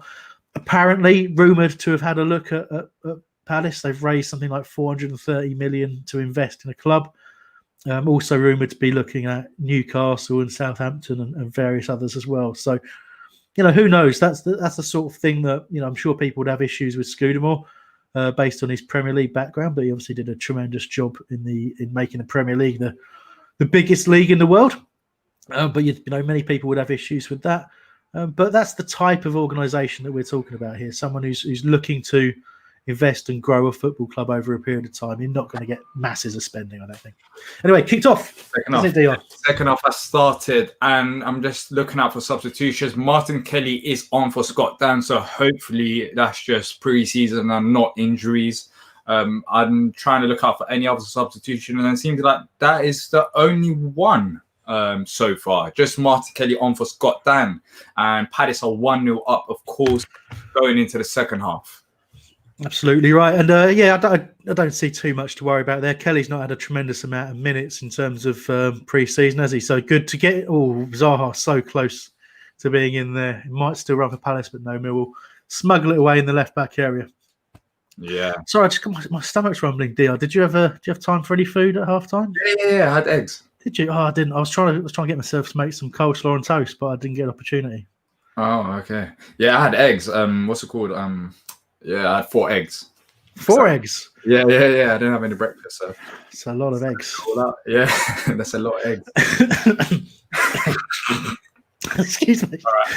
All right. So anyway. Yes.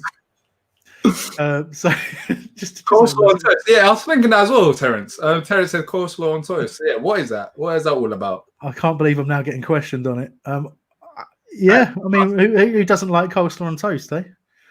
You even created that? No, I mean, obviously, my famous creation is, of course, the potato waffle sandwich, which is not a waffle acting as a sandwich; it's a waffle inside a sandwich. Okay. But do try that one out. But what's wrong with a bit of coleslaw on toast? It's lovely. The crunchiness of the coleslaw, the hot buttery toast. Who doesn't love that? Oh, Jarrah just turned the Millwall player and sat on his bum. Yeah, brilliant. I'm going to stop talking about coleslaw now and actually try and watch this game. Millwall do have the ball trying to break away, but lovely little bit of chasing down from Max Meyer there, really putting a little bit of pressure on. I sort of mentioned in the first half that's probably the bit of his game that's lacking, but plenty of effort there. And Palace do win the ball back. It's with Mitchell now. Knocked it back to Kouyaté in defence, and he'll be looking for some options ahead of him. Try and build another Palace attack as we head towards the 48th minute with Palace 1-0 up. Yeah, Mayer's dropping deep there as well. He's looking like they're going to get him a bit more involved in this half. We obviously got the goal in the first half, but he was sort of in and out of that game, which is often a criticism of him. But this early part of the second half, they seem to be sort of trying to hit him with a lot of the passing, which will be interesting to see how that pans out. Why do they keep dropping the Millwall players? It's funny. So what do you think? Who do you think is the perfect replacement for Roy Diyar? But I'll ask this to you as well, Hambo. First of all, for me, the perfect replacement in terms of the names being listed is Eddie Howe, Sean Dyche. Who else has been rumoured to join Palace? Am I missing someone? Who did you say? Sorry, I was distracted. Eddie Howe. Yeah, I mean, those seem to be the two of the biggest rumours. I'm just trying to think. I mean, I've talked in the past. I quite liked, although they got relegated, I quite liked Daniel Farke from Norwich. What's his face as well? David Wagner was one who was on the horizon. Marco Silva was one that was talked about at various times, but most recently it's just been sort of Dyche and Howe, and that's about it. And Dougie, I suppose, is the other one that was suggested. Yeah, I think Dougie upstairs. If we keep Dougie upstairs, then that would be good for me. But out of them two, I think Sean Dyche. I know Hambo is going to disagree with me. He has his points, I have my points, but I think Sean Dyche, what he's done with the Burnley squad, very limited squad. I know they got relegated before, but the fact that he managed to get into European spots with that squad, I feel like we've got a better team overall. And I was speaking to a Burnley fan last season for the opposition preview on YouTube, and he said he's worried about two things: Everton and Palace. He said that Sean Dyche could be leaving to come to Palace or Everton. The Palace factor is that he thinks Palace are a bigger club than Burnley, so he could see him leaving for us. So yeah, I think Sean Dyche is the better option out of them two. But Hambo, I know you got your Eddie Howe agenda. Well, no, it's not really an Eddie Howe agenda. It's an Eddie Howe expectation. I'm not a fan of Eddie Howe. For many times on our show, I've called him a creepy weirdo, amongst various other things. Thunderbird face, which was one of our listeners who told me that one, which is very much stuck in my brain. But I do like the fact that he's a progressive manager. I just think that I wouldn't trust him near anyone I cared about. That sounds a horrible thing to say. I take it back. I take it back. But anyway, but you know, I get a little frustrated that we always sort of trot out the same names. You know, that's why I try to think about, you know, managers that aren't sort of, you know, the fashion of the week, and you look at some managers who they won't get the sort of the reputation built, if you like. Sorry, just looking here. Oh dear, that was Jeff Schlupp, wasn't it? In with an absolutely massive chance and hit it straight at the keeper. Some intricate sort of intricate work outside the box and then into the box. Great opportunity, doesn't take it. Still 1-0 to Palace on just edging towards the 51st minute. But going back to what I was saying, you know, there's managers out there who have unfashionable clubs, difficult squads, who end up working wonders, and just trying to pick one of those out of a position where they're not getting much attention, but they're doing tremendous work. I'd like to see us doing that. And the trouble is, I don't personally have the sort of the time and interest to start delving into leagues across the world or in the lower reaches of the the football league to try and pick out those types. But you know, in the past, you know, the type of manager I'm talking about whose stock has fallen massively was Carl Robinson, who's done a tremendous job at a couple of clubs, but struggled at others. But that type of a manager who's doesn't come with a reputation, but has some progressive thinking. And, you know, dare I say it, you know, Potter at Brighton is a very, very interesting character. Whether he will succeed there, I don't know, and I hope not. But he's got a very interesting background. You know, doesn't come from being a tremendous footballer or anything like that, but has studied intently and has some really interesting philosophies. So that's what I would like to see, but what I expect to see is Eddie Howe. Yes, there's lots of comments saying Nick just had to put a joke there. He said Max Meyer as a player manager. I would love Benitez out. Anyone? Benitez is a decent shout as well, but whether he'll come to Palace, that's another question. Can we back Benitez enough? Because we saw at Newcastle where he wasn't happy. He wasn't happy with not getting enough funds to go and get the players he wants and for the club to progress. So whether we can promise him that we will give him the money and back him, then potentially you can, you know, maybe get Benitez, but that's a long shout. We haven't been really linked with him. Great manager. I have to agree with Colin on there. He's a superb manager. But as you say, though, it's all about can you give him what he wants, and that'll be a tough one for us at the moment, I think. Nick said, "Whatever happened to player managers? 2020 happened, Nick." While Nick's sort of actually he's in a permanent state of nostalgia, is Nick? Just kind of filter out what he says. Oh, really good opportunity there. As Riedewald slips at a critical moment with Palace breaking. We've definitely gone counter-attacking, it seems, in this second half. That might be because Millwall are fighting to get back into it. And they actually do have a player here on the right-hand side with plenty of space to cross. And he crosses essentially like Joel Ward crosses, so that's harmlessly out of play. Sorry, Joel. No, even Joel's cross ain't that bad. It was a cross and it went over the bar. So yeah. Well, as you know, I lovingly refer to Joel Ward as Toblerone feet because every now and then they're all right, but generally speaking, the angles are a little off. But yeah, just looking at that slip from Riedewald again, that was a critical moment. But yeah, I mean, for me, the story of this second half so far has been, again, it's a bit frenetic in terms of pace, and really, the sort of energy and movement of Max Meyer has been standing out. Maybe I'm picking that out because of subconscious bias, who knows? Or maybe it's even conscious bias. But we're doing the subconscious thing. What was it about that was arguing about? Was it Wayne Hennessy, the subconscious bias? Remember we had this conversation on our pods. Yeah. Confirmation bias, I was calling it. Confirmation bias, yeah. That's where it's basically where you see what you want to see, and you don't know you're doing it, but you're only seeing the evidence that supports your pre-existing view. And we talked about whether that was the case for Wayne, but I can confirm no, it's just that he's terrible. That's okay. So the standard Brit says, "What's everyone's thoughts on Gyro?" You guys can leave your comments down below as well. So my thoughts on Gyro is that he is more suited as a midfielder, and when he's played with Luca in the past, he's done very well. And we've been seeing him in midfield recently because we haven't really seen him play under Hodgson as much, but now Hodgson is starting in midfield. So hopefully he can play there in the future because that's where I think he's best suited to. But what about you, Hambo? I mean, I'm really, really happy to see him being involved as a midfield player. And it's it gives us something that little bit different, doesn't he? Most of my aggression last season towards Roy came because every midfielder he tended to pick did the same thing in the same way. Try sort of other. You had Luca's, the screening player, but the two Maccas, very, very similar players, and the role that Kouyaté was asked to do, he was just very, very similar. Gyro's a little bit different. He's capable of putting a challenge in, but he's very intelligent with the ball, very intelligent in terms of how he uses space.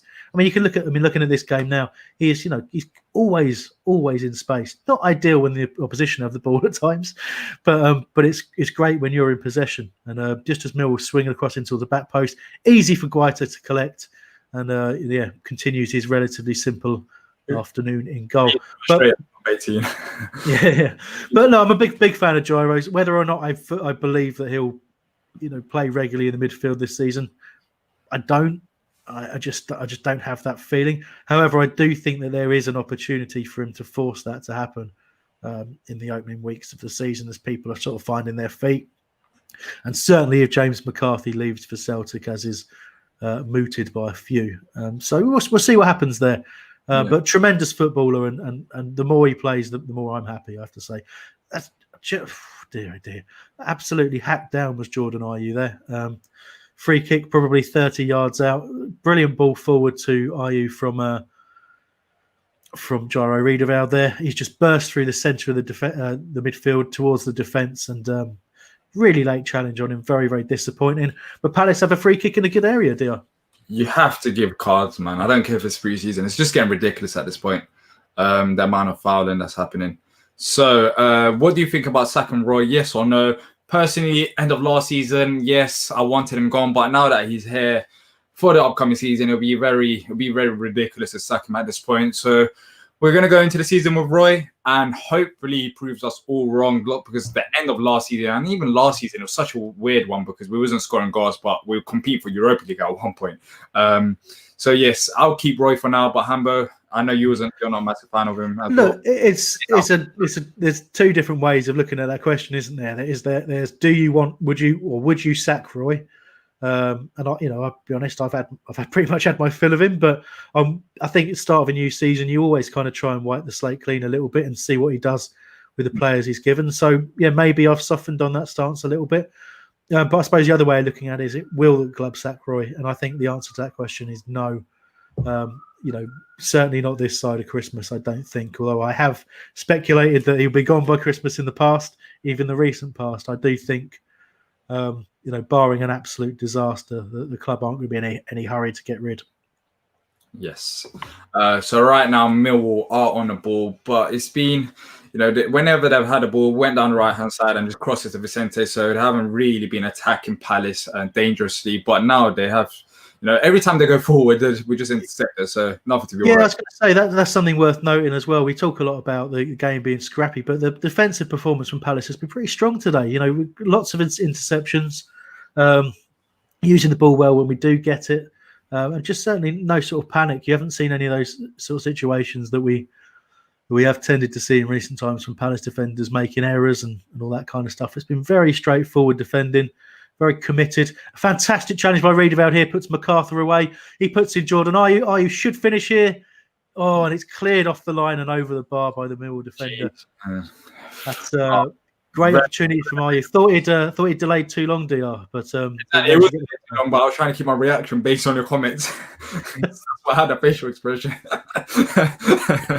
But what's so cool? Yes, Jordan Ayew did go through on goal and last-minute clearance off the line. But now it's a good time to get questioning. And before the corner's taken, Samuel says Ipswich have confirmed they have turned down a bid from us for Flynn Downs, and he has apparently handed in a transfer request. Thoughts? Talked about it earlier, didn't we? But obviously people joining us at different times. But exactly, £2 million bid. I think that's what they want. Ipswich. I think Palace put in a £1 million bid according to the reports out there. So no, wrong. They're asking for silly money. We put in a bid of a million, rejected. We put in a second bid of 2 million, which has been rejected. So they're asking for north of 2 million. I think some reports said up to 8. If you can believe that. Okay, 8. I'm not too sure about 8, but 2 million, is that really silly money nowadays? Because we're no. I'm saying we've bid 2 million. They're asking for silly money. They're not asking for 2 million. They're asking for a lot more. Yeah, but what is silly money though? Would you say 8 million? £8 million for a League One midfielder is silly money. 5 million, are you fine? How much? Sorry, Up to 5. Well, probably not. You know, as I said earlier, you know, to me, this signing is more about signing someone for the future. There comes a point where, you know, you're gambling quite a large sum of money on a player fulfilling potential. But I don't know. In this kind of modern game, is 5 million a lot of money? Is 8 million even a lot of money? You know, I suppose in some circles not. But I think Palace to me have been going in at the right level. Totally understand Ipswich wanting to get the best possible deal, but I do think that they're being unrealistic, and I don't think Palace will be in any hurry to do the deal if they maintain that stance. But sorry for laughing, but Millwall player just tried to cross the ball into the box, and one of his own players kicked the air. So that's why. But it is offside. So great Millwall football there. The Millwall football that everyone talks about week in, week out, and just kicking each other. All right. So we've got other questions going on. Sorry, that just distracted me. No, that's fine. I'll just pick them up right now. Right, while you're doing that, just to obviously we're minute past the hour mark at the new Den. It's Millwall 0, Crystal Palace 1. Max Meyer, the goal scorer. Lovely little dinks right foot finish into the bottom corner from a cutback from Wilf. A little bit of a deflection on it and ended up going straight to the feet of Meyer, who finished with aplomb. Yes. So Alan says we need to get a cam. I didn't say that, Hambo, before you get annoyed. Alan said that. You're pronouncing it Cam, though. You could say CAM, couldn't you? Or you could say attacking midfielder. All right, then. Attacking midfielder, just to make Hambo happy. Because we play 3 defensive midfielders. Who do you think we should get? It's Ezzy. Ezzy's a attacking midfielder, I would say. Another option, I wouldn't say he's really an attacking midfielder, but an attacking player would be Fraser for me. I think he would be a good option for us to get. Yeah, hello. I mean, we talk about Cam from the sort of FIFA positions or Football Manager, whatever. And it's just do we play with a player like that? We sometimes play with a player off a striker. You know, one of our 2 forwards in this 4-4-2 that we have at the moment, you could argue is playing that kind of off the striker role, but as a kind of free role. But do we need to go out and sign someone who's going to play in the centre? I think probably in our system we don't, but we do need someone who thinks more box to box. And when you look at the links with Conor Gallagher, you know, that's the sort of thing that he gives you. He gives you, you know, a lot of energy. He gives you the defensive side of the game, but he's all very, very comfortable getting forward as well. So if we pull that deal off, I think people will be getting what they want, which is a central midfielder who's capable of having the attack side of his game be the dominant part over the defence. But whether or not Roy wants to use him in a system to do that, I'm not so sure. But we live in hope. I still feel like we need another attacking player. I mean, Conor Gallagher, he's a midfielder, but I see him more as a replacement for McCarthy if he does go to balance out the midfield, as I've said previously. I still feel like we need another attacking player because last season we saw it, no creativity going forward, just relied on Wilf a lot, and we need another striker. That's my personal preference. But Ben raises a good point. He says potentially another 90 minutes for Wilf today, shop window or prep for another season in SC25. I think it's prep at the moment. I have to say, I don't think there's any current expectation that someone's going to come out of nowhere and offer vast sums of money. And we've talked about that a lot. Even today, we've talked about that. But yeah, it is interesting to note that he's one of the players who gets the full 90 every time. And you can speculate to the reasons of that. And I think one of them is really just to get him going. You know, he had a difficult season last year. And they're trying him in a newish kind of position or a return to a position up top. So I think it's really important that he gets those minutes under his belt. Fantastic flick from Wilf there that nearly came off. But you know, the more he plays in that position, the more he gets back into that free role. You know, and you go back a couple of seasons, that's where he was absolutely on fire. And I think that's probably the aim up until the point where he does leave. Let's go, Jaro. Jaro, brilliant with the same with the Millwall player there, and it goes out for throwing for Millwall. So, Ollie Watkins or Edouard? For me, Edouard, but I don't think he's realistic. I think the report's suggesting that they want 40 million for him, and even if you include McCarthy there, I don't see that happening. So, I think a realistic option would be Watkins, but even that is a bit hard because he might want to go Villa and play for Dean Smith. But we'll see. Sorry. Just a Millwall player falling over. You'll see it in a minute.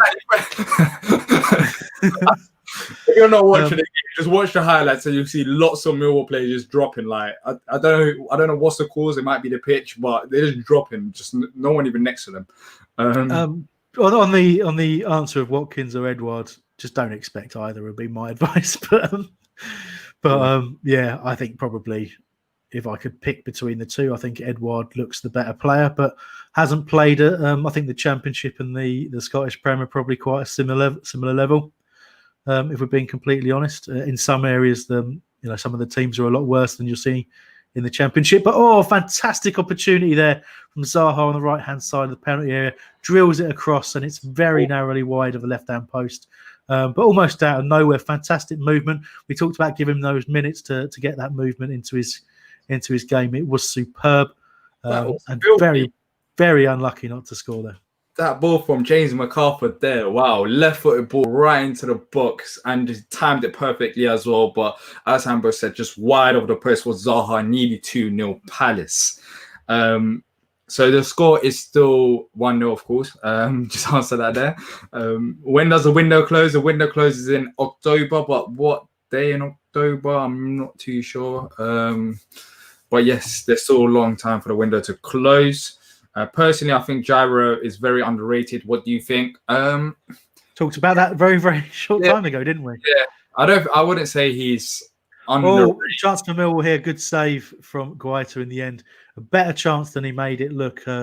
Left completely free on the left-hand side of the penalty area, but sort of falls away as he tries a volley and just hits it straight at the keeper. So an opportunity for Millwall there. They're first in a while, and Guaita passes the test. Yes, he does. It's interesting that there's no substitutions yet. I don't know. I don't know if it's fitness. I don't know if Hodgson just looking at a couple more players like the likes of Gyro a bit longer, but you would expect Jordan Ayew to come off soon. We're approaching that 70-minute mark, aren't we, where we start to see things. But Hodgson tactics, yeah. For sure. Even in pre-season, it doesn't make subs as much for the 70th minute. But yes, still the same squad apart from Scott Dan. No, I was literally just checking my phone to the Twitter updates from the official site to see if we'd missed something. But you're quite right. There has been nothing since Dan went off for Kelly at half time. A little bit more pressure from Millwall now, but ball's been picked up. Terrible pass outside to Will, way short, and Millwall have an opportunity to break on Palace in the penalty area now. I'm making noises.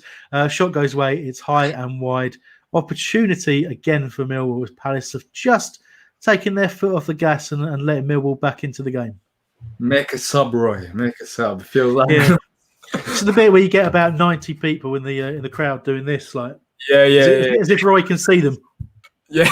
Oh, hang on. Dave in row 5 has just signalled me. Yeah, I haven't thought about that. Yeah, there's no goal, Leon. Stop saying goal. Oh, Ricardo, there's no goal. It's still 1-0 Palace. I don't know why guys do that. I don't know what they get out of it. Do you know what? The thing is, I think pretty much ever since the internet existed, people have been doing that. If they could have done it on CFAX before you were born, Diyar, they would have done. CFAX? Yeah, I used to watch entire games on CFAX, and this will be right up Nick's street, this little trip down memory lane. It was a text. You could still get it now if you look at. Anyway, it doesn't matter. But text on your TV basically. And, so you'd watch for the goal updates. I used to watch Palace games. Sit there for 90 minutes to see if the scores would pop up. Yeah, you don't know you're born, Kerners. Yes. Anyway.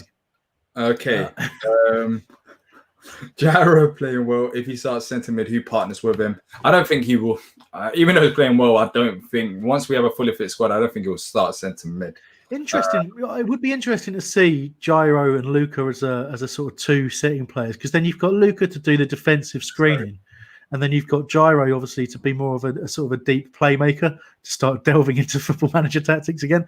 But you see what I mean? If you've got two players doing a very different job, but both sitting deep and doing the defensive work that Roy needs, and that gives you that little bit of freedom with that third central midfielder to do something a little bit different.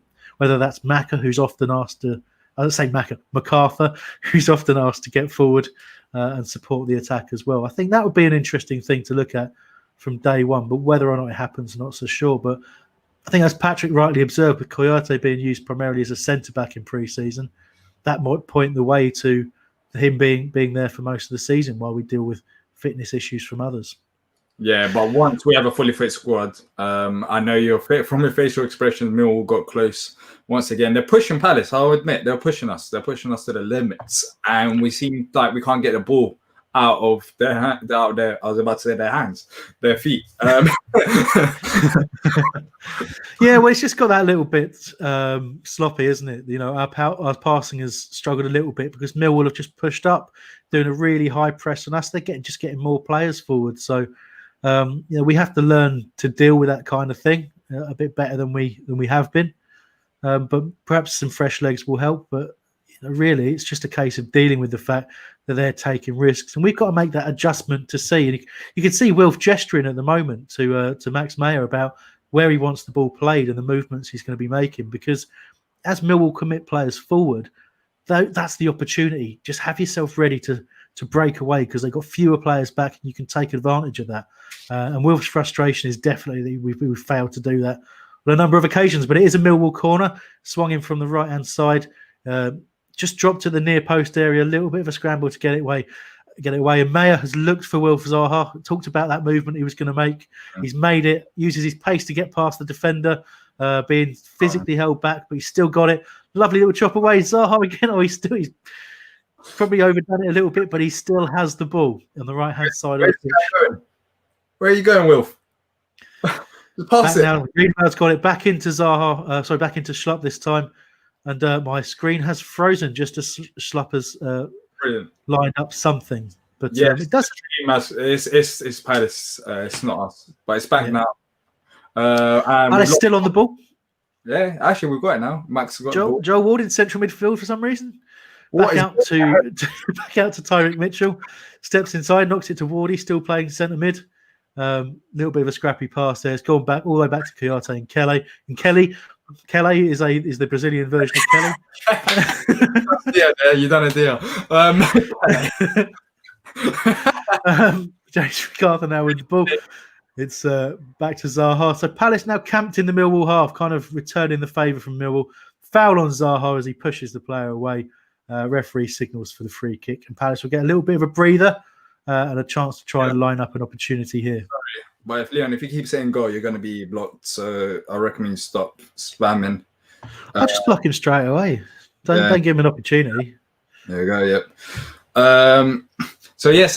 Quick question: what on earth is Joel Ward doing in midfield? Don't know. Bit of fun, isn't it?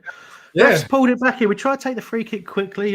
Ball ended up with Max Meyer. Nobody really around him, but some sort of confusion, and it'll be Wardy who picks up the free kick once again, I think. Yeah. Joel Ward was playing in midfield for some weird reason, but he's taking a free kick as well. Yeah. I don't know. There's a glitch. I think there's a glitch in the system. Well, the pictures coming from the new den are all over the shop at the moment. But MacArthur, lovely little drag back, long range effort. But as you can tell by the tone in my voice, it went wide.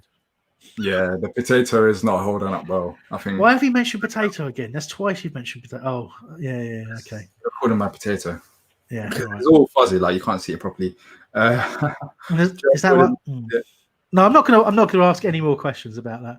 Looks like a whole series of substitutions. Looking at the players who are coming on there: Boateng, Pierrick, Kirby, Innes, Yak, and Woods. By the looks of things, so I can see MacArthur going off. 75 minutes, typical Roy time. It's near 75. Looks like Mitchell's gone off as well.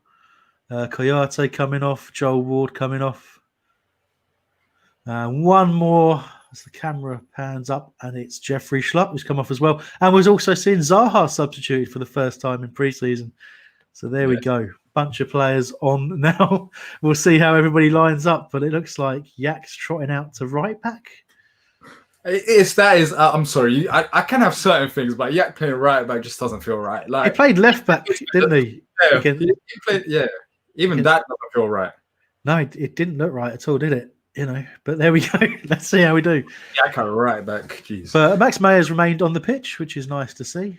So Malachi Boateng's in there as well, isn't he? Got into midfield alongside Kirby and Riedewald, who remains on the pitch. It looks like Pierrick and Ayew are the front two in the 4-4-2. But that is indeed Yaroslav Yak at right back. That's definitely a song, isn't it? Yaroslav Yak at right back. Anyway, I'll stop now. But if anyone wants to record that song and send it in, please do. Hi at backinthernest.com. But Jimmy Savile there's a guy called Jimmy Savile. Put users in timeout. All right, so Jimmy Savile signed out for 5 minutes. So if only someone had taken that action in real life quicker. Yes, Crystal Palace should buy a Pookie. He looked good at the start of the season for Norwich, and then things just faded away. I don't think that's going to happen. He hasn't been rumoured to join Palace at all, so I don't see it happening. Very good striker. Actually looking at it, even though when the goals dried up, the movement was good. Just an opportunity for Millwall there. Again, Guaita's positioning great, right behind the strike, but not really threatening the Palace goal in any major way. So Millwall have had plenty of opportunities, but nothing really that's troubled Guaita too much. But going back to Pookie, I mean, obviously, as the goals dried up, he struggled in terms of the attention that he was getting earlier on in the season wasn't there, and the impact he was having on games wasn't quite as much. But I liked him. There was a bit of pace and strength about him. Obviously, the finishing is there when he got opportunities, but it was really the opportunities dried up. And then when you start talking about lack of opportunities and players' goals drying up, that's our thing, isn't it? That's what we do as Palace. So the idea of signing a player who struggled with that in a Norwich team, I think we'd probably just see him struggle in the Palace team. Millwall back on the ball. It's still just 1-0 to Palace. Plenty of substitutions been made. So fantastic cross came into the box there, and the header just wide. Had that been on target, Guaita's not really getting there, you have to say. So another big opportunity for Millwall, but still nothing doing. Still 1-0 Palace. But the substitutions will have disrupted things, no doubt about that at all. Yes, it's good to see Max staying on. Clearly, Hodgson's giving him bit more time, because it was surprising to see him. He wasn't even on a bench last game, and the first game did he come on against Oxford United? Who? Sorry, I remember Max. He played. He played second half, didn't he, against Oxford? Or was it? He definitely played for 45 minutes anyway. Max. Yeah, so it's good to see Max have a full 90 minutes. Hopefully, fingers crossed, he's been on the pitch after all them substitutions, so it's good to see him getting some game time.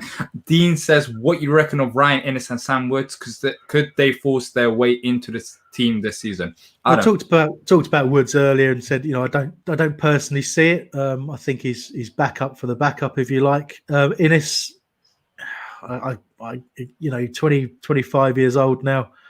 I think he's really still under contract to see if we can get any money for him. But bottom line is nothing's impossible, but I have to say I don't see it from either. Although I'd love to see Ryan Innes kind of put all the issues he's had aside and make good on that early promise. As we talked about in the last watch along, we spoke to him as a really promising 15-year-old when we were called Homesdale Radio. It was one of the first academy interviews that we did. Really nice lad. At that time, that had interest from Manchester City. He was 6'5". At 15 years old, he was very good on the ball, rated extremely highly, and it's just not happened for him for a number of reasons, and not really for me to get into. But it's a shame, and I'd love him to turn it around. Just don't personally see it happening because we're a Premier League club now. Colin said about Max last game he was with his partner while she was having a baby. Yes, I forgot that was the case. That's why he wasn't at that game. But Stephen says, Stefan, is that Stefan or Stephen? Stephen, yeah. Yeah, Stephen. Okay. Stephen. I know Meyer scored, but he simply doesn't do enough and isn't impressed today in a game that he needed to. Do you see him being sold if we say we got Gallagher, etc.? I don't think getting Gallagher would mean that Max Meyer is sold, because Gallagher seem like it's going to be a loan with no option to buy. So I don't think that's going to be the case. But what do you think? I don't think we're actively wanting to sell Max, but I think if the right club came in for him and the right value was on the table, he might be up for leaving and we might be up for selling. But I don't think it'd be, as you say, be linked to Gallagher. The idea that he doesn't do enough and isn't impressing today, I disagree with that. I think, again, we talk about confirmation bias. Maybe I'm seeing what I want to see, or maybe Stephen's seeing what he wants to see in terms of pre-existing opinions. I think he's been very, very solid today, involved a tremendous amount. I think if he was, I think there's more to come from him in terms of what he has the capability to do, but took his goal brilliantly, and it's just been involved in an awful lot of the play. But I think because a lot of those passes are sideways and backwards at times, I think people, don't really pay too much attention to the work that he does. But yeah, I mean, it depends what your expectation is, what you're expecting from Max Meyer. I don't know what if you're expecting him to run with the ball, beat 5 players, and smash it in the top corner, then I guess he's disappointing. But I suppose you're just expecting him to play as a wide central midfielder and make the best use of the. I think he's done today.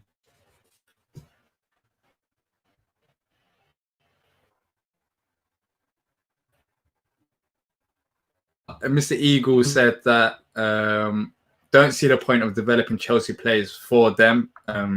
So yeah, I agree with you there, Mr. Eagle. I don't personally, if we wasn't going to sell McCarthy, then I would be happy with our current midfield. Of course, we need young midfielders for the future, but loan option without an option to buy, I'm not a fan of it. I'm not a fan of it.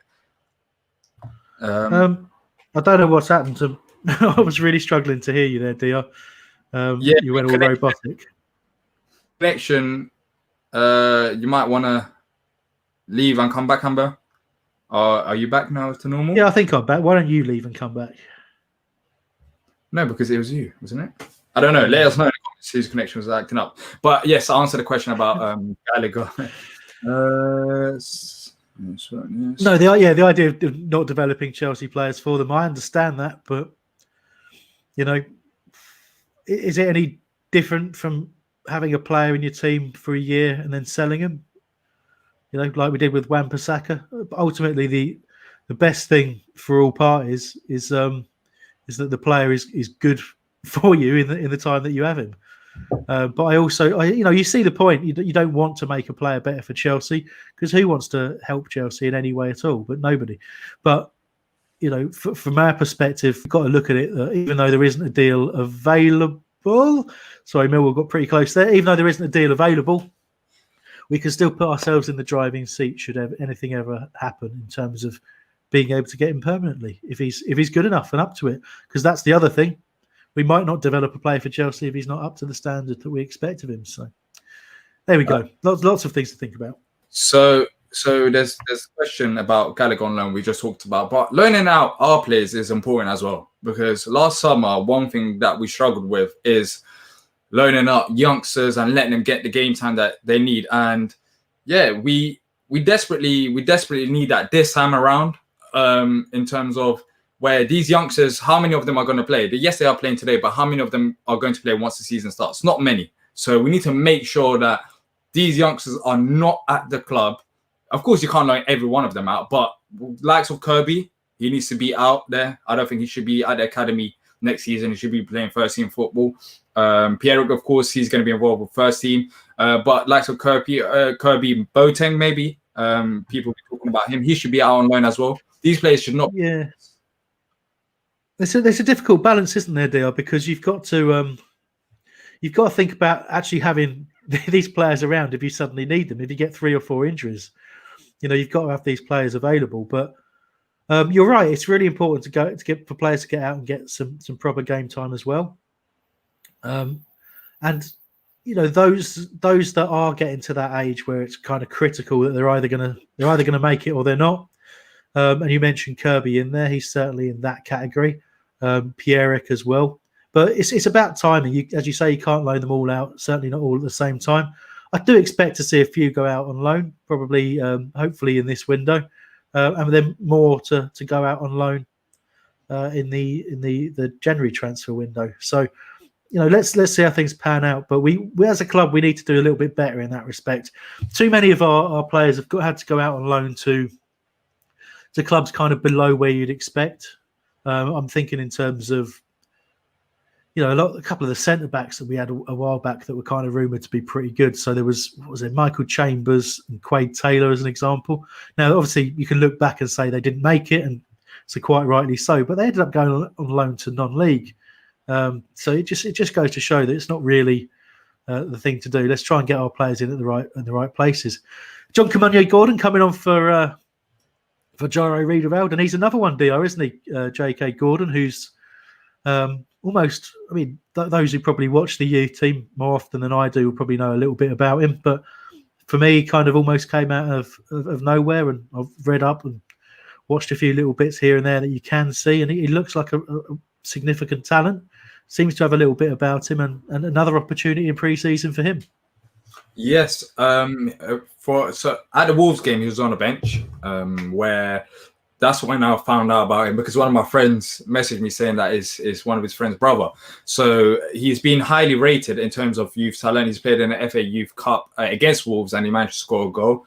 And he's one that you could potentially keep an eye out for the future. When we talk about future, how old is he? I think he's 16, 17, and he's still into the Palace side now. So he's one that I think if you're going to be excited about next upcoming talent, he might be one of them. He's a striker up there, got good ball control, and yeah, he's one that I'm looking forward to.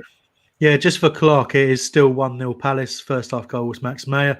86th minute, so heading towards the end of the game. So I suppose he's probably right. It's a good opportunity to talk about who's impressed today. I've already talked about Mayer. Me and Stephen disagreeing. Stephen thinking he wasn't particularly impressive. Me thinking he's one that's actually stood out today. I'll also mention Gyro. I think Gyro was excellent. Seemed to be all over the pitch. Seemed to be on the ball, but in his usual style. He doesn't appear that he's got a lot of pace about him, but he's deceptively quick. Just very, very calm and measured on the ball. And finally, I'll mention probably Wilfried Zaha, who I thought had a real tough start to the game with the usual constant fouling, but really seemed to rise above it and was obviously key in the goal that we scored. So those are my three to pick out immediately. Yeah. So with the scoreline, it's 1-0 Palace for everyone that's asking. I did just literally just say that. Yes, but I'm trying to read the comments as well, so I may have not listened to you. Oh, I see. So that's why you didn't come and talk about the players that you thought of impressed. Yeah, exactly. Yeah. Shot from Pierrick there, by the way, while Diyar's reacting and scrambling to react to that. Pierrick from about 30 yards out, never troubling the keeper, but good intent. Yes. Okay, so yeah, there's just one guy who's just annoying, so I had to block him. Okay, so yes, shot from Pierrick, as Hambo said, still 1-0 Palace, couple minutes left. Hopefully we get another win, and that'll be our third win in pre-season, third win in a row. So who impressed you? Because I said Max Meyer, Gyro Riedewald and Wilfried Zaha. How about you? For me, it would have to be Gyro. I think if I had to pick one, I would have to agree with. Whoa, that's a dirty foul from Jordan Ayew there. But yes, Gyro Riedewald was impressive. I think his spot in midfield, he definitely needs he needs to play more often in midfield, because that's his position, and he can pick out them passes that when teams sit back, especially at home games, Gyro could come in big.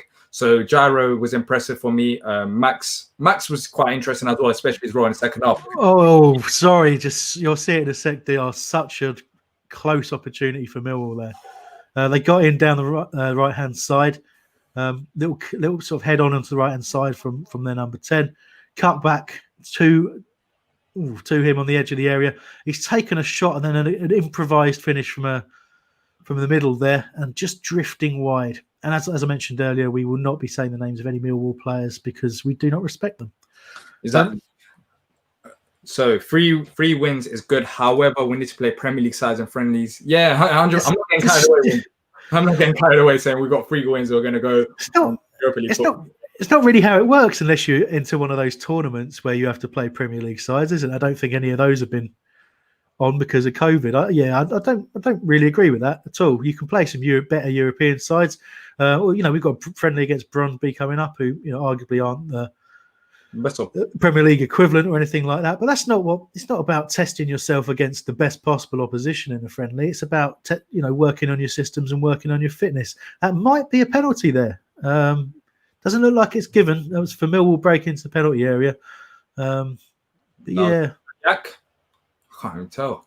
I think that was. Yeah, I think it was. Yeah. It was Yak. Millwall player goes past him and he just drops to the ground. It seemed like a dive from where I'm going, from where I was watching. Seen him given. I do want to give a special mention as well, as we're obviously approaching another clean sheet here, just ticking up to the 90 minutes. Certainly the defence that started the game. So Ward, Mitchell in the fullback positions, and Coyote and Dan very, very solid, because obviously, as we mentioned earlier, as the full-time whistle goes, Crystal Palace 1, Millwall 0. Max Meyer with the winning goal in the first half from a Wilfried Zaha cutback. Clever little finish into the bottom right corner. But just to finish what I was saying there, the defence held up extremely well under pressure, but always, in the first half, and were always calm in possession and allowed us to build some measured attacks. And that's what told in the end. We measured attack after attack after attack. As the half wore on, and we got that opportunity that Max Meyer showed real class to finish. If you haven't seen it, you will see it later, I'm sure, in highlights. It was a very clever finish when traditionally a Palace player would blast that over the top. So very, very decent run out. Great to see some young players getting off the bench again, Diyar. So some final thoughts for you, and then I can go back to work. Yes, so it was an impressive win. Of course, we saw Max Meyer, which we haven't really seen in preseason so far. I thought he was very decent as well. Interesting Coyote sign as centre back. I wonder if that'll continue once we have players fit, and if that doesn't continue, then what happens to the midfielders? Because you would assume he starts in midfield. But 1-0 Palace win. Hopefully, we'll be back Saturday. So. Yeah, Saturday, 3 p.m. Yeah, I think it's a 3 p.m. kickoff the Bromley game. So yeah, we'll be doing this again for that game probably. Yeah, exactly. Trying to think. I did see one last little question there. So from Phantoms, it says, based on the preseason, what do you think will happen in the Southampton game, and how will we line up? Personnel, I think we'll hold fire on that one, but looks very much like we'll be returning to this 4-4-2 system. That was best employed in recent memory when Loftus-Cheek was here. So that, you'll certainly be looking at one of Zaha and Schlupp playing alongside Jordan Ayew to start the season, I think. But beyond that, it remains to be seen. So I'll leave it there. All right, cool. So that's it for today. If you have enjoyed it, make sure to like and subscribe. And until next time, up the Palace.